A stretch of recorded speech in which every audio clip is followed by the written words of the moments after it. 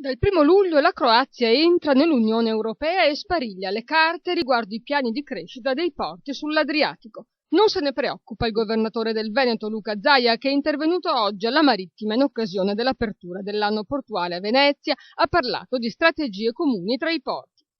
C'è una grande partita che è quella di Venezia, che è quella di Monfalcone, Fiume, Dubrovnik, Capodistria, sono tutti porti che comunque possono dialogare assolutamente assieme, debbono dialogare.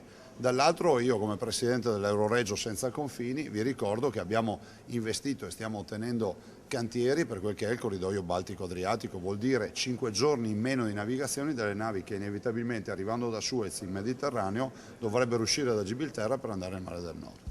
C'è però una preoccupazione che affligge Luca Zaia a proposito dell'ingresso della Croazia e riguarda le spiagge venete e la concorrenza che potrebbe nascere tra i lavoratori locali e transfrontalieri. E a questo proposito Luca Zaia chiede un intervento del governo Letta. Esiste un grosso problema che è quello dei transiti per lavoro sui quali noi ci dobbiamo esporre.